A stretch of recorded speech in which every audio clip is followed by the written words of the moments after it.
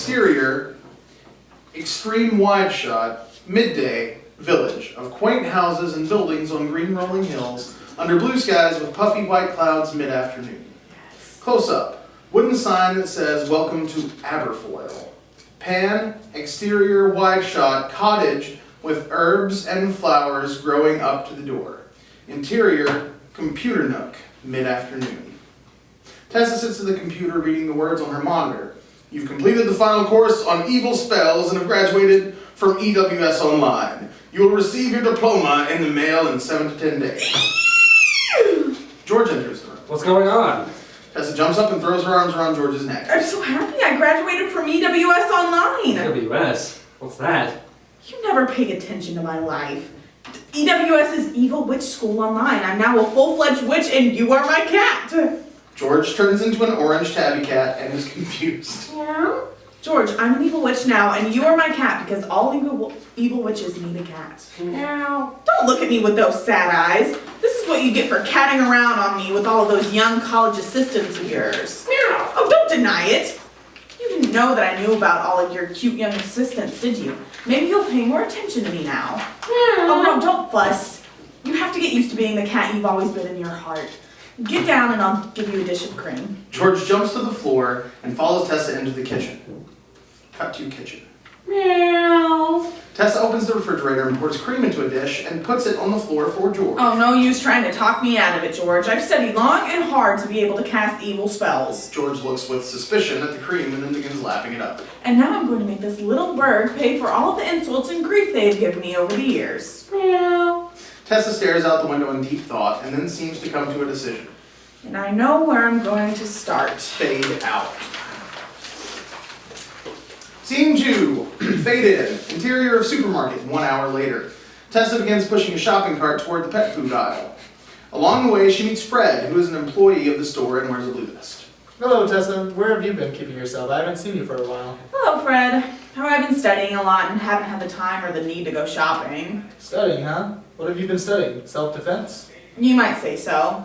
I've been studying to be an evil witch, and now you are a chicken. Fred turns into a chicken with a blue breast and begins to peck and scratch on the floor. What? You were a chicken in high school, Fred. You could have protected me when your football buddies were attacking me, but you were too big of a chicken to stand up to them. You are a chicken at heart, Fred, and you will remain a chicken. Tessa leaves Fred scratching and pecking at the floor and continues pushing her cart down the aisle until she comes to the jewelry counter, where a large buxom woman with orange hair is standing looking at jewelry. She's carrying a large black and white purse printed like a Holstein cow. Hello, Mrs. Johnson. Well, hello, Tessa. What brings you out? I need some milk for my cat. Miss Johnson becomes a Holstein... Miss Johnson becomes a Holstein cow with a lock of orange hair between her ears. Moo, moo. Did you actually think that I didn't know that you were cheating on my mom with my dad because he was a milkman and you wanted extra dairy products for no extra money? Mrs. Johnson shakes her large bovine head. Moo, moo, moo. Oh, you can deny it all you want, but it doesn't change the fact that you're dallying with my father, ruined my parents' marriage, and destroyed my mother. Moo. Oh, you're a cow at heart and you shall remain a cow. Tessa continues pushing her shopping cart toward the pet food aisle. As she passes the pharmacy, Mr. Thompson, a middle-aged man who's standing in line, calls out to her. Tessa, it's nice to see you. Where have you been keeping yourself? Tessa stops and glares through squinted eyes at Mr. Thompson. Mr. Thompson, my old high school principal, isn't this nice? I've been studying at home. Mr. Thompson flashes a wicked grin. What have you been studying, sweet cheeks? 10 steps to please a man? Why don't you come to my office and show me what you've learned? I will be happy to show you what I've learned right here and now. Mr. Thompson turns into a goat. Mr. Thompson, you're a goat. That's all you've ever been. Remember feeling me up in the office when I worked answering the phones? Oh, yes, you did. You were a goat then, and you are a goat now, and you will remain a goat. Tessa continues to the pet food aisle, where she puts a large bag of cat food and treats in her basket. She picks up a jug of cat litter, looks at it, and puts it back on the shelf with a shake of her head. An announcement comes over the store intercom. Supermart customers, I want to direct your attention to the aisle in front of Ladies Wear, where we are having a super sale on all women's sweaters. All women's sweaters are now 50% off the ticket price. 50% off, ladies. Come and get a mother hot. Women customers squeal and rush to the table where the sweaters are piled high. Cut to interior, close-up, table piled with sweaters. Tessa joins the women around the table and picks up a cobalt blue sweater, beautifully knitted in soft wool. Oh, how beautiful. A woman with a horse face reaches for the sweater. Excuse me, Frida, I have this sweater. I saw that sweater first and I'm going to buy it. No, since I'm holding it, I intend to buy it. I saw it first and you stole it from me. I didn't steal it from you, I'm going to buy it. Oh, no, you don't, Tessa Dale. Frida reaches across Tessa and yanks her hair.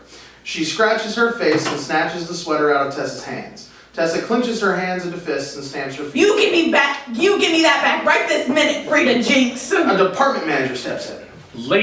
Ladies, there are plenty of sweaters. No need to, Nay. Frida becomes a pony and rises up on her hind legs as she kicks her front legs and whinnies. Women around the table gasp and move in closer to see the action. They stare at Frida and then at Tessa. Frida, you're an ass. You've behaved like an ass for all these years. I've known you since the 2nd grade, but I have compassion for your children, so you are now a pony instead of the ass you really are. Tessa walks away, leaving the sweater behind her and the women staring after her. Fade out. Fade in. Exterior. Cottage later that evening. Tessa enters her house through the kitchen door and finds 2 dead mice inside the doorway. She sets the pet supplies down and picks the mice up by their tails. Yuck, George. Couldn't you take them outside after you catch them? Tessa flings the mice out the back door. George is laying on his side, licking his paw and thumping his tail, obviously proud of himself. Well, I guess it's a good thing you've caught those nasty things. They've been into everything for weeks now. Tessa washes her hand.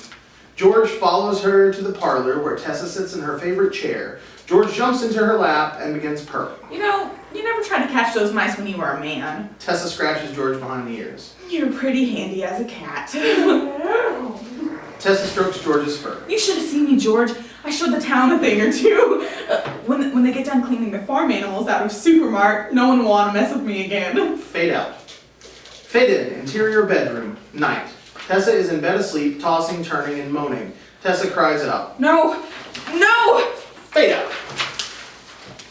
Fade in. Interior kitchen. Morning.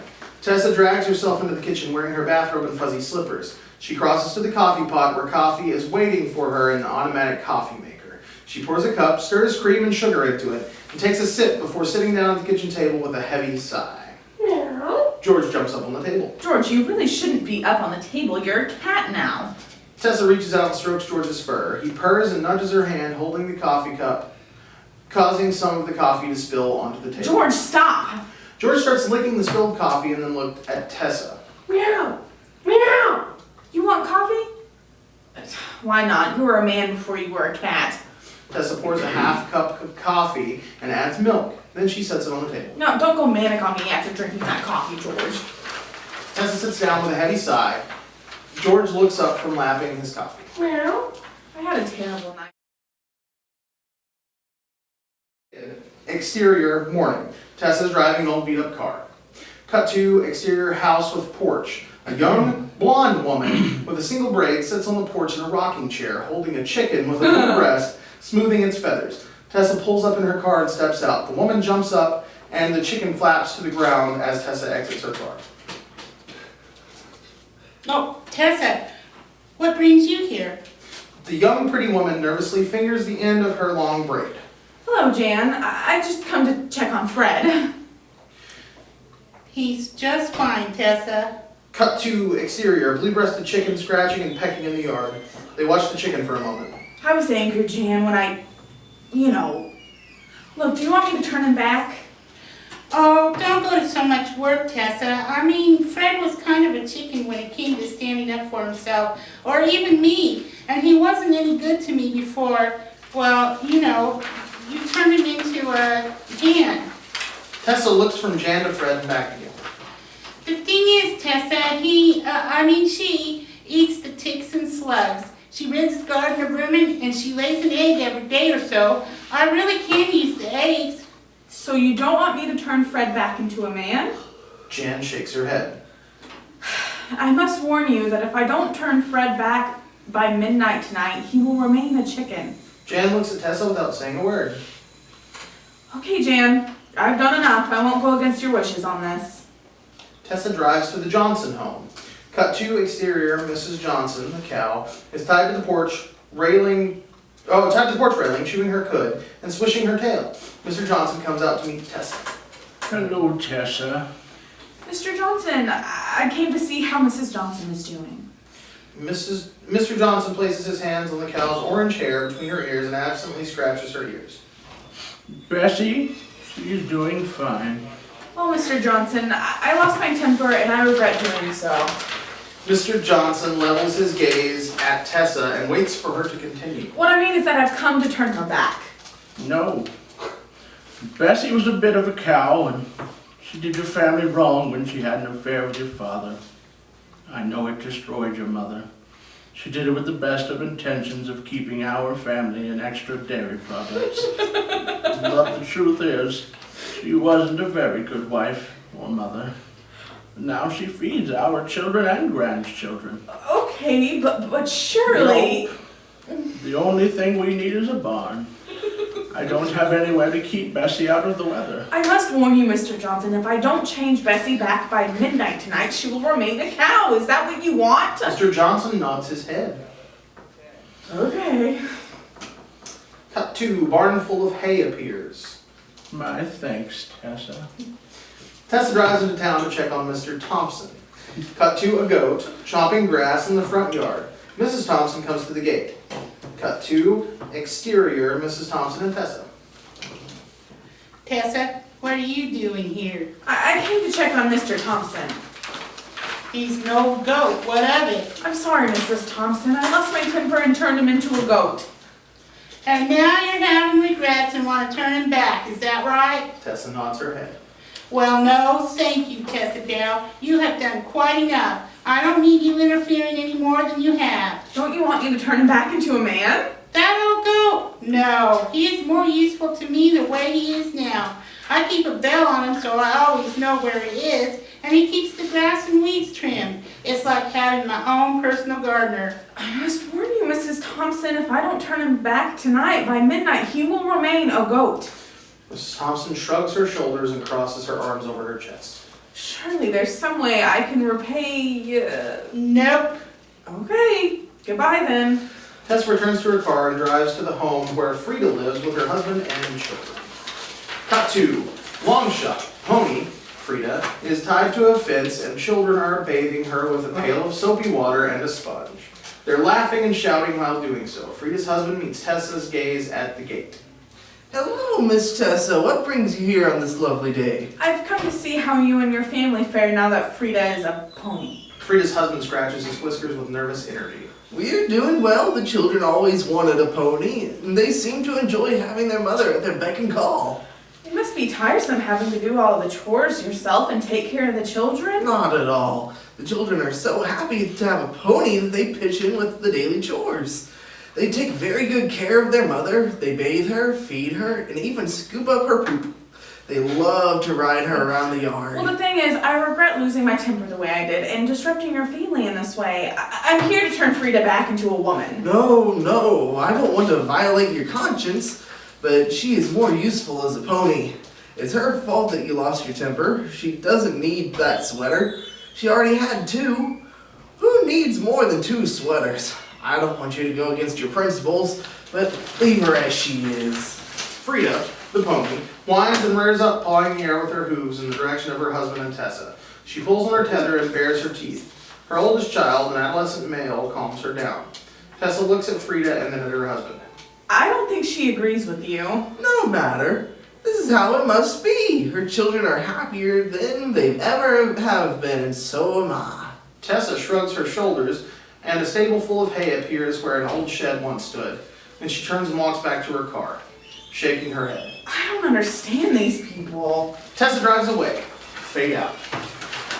Dairy. Thank you so much. Great job.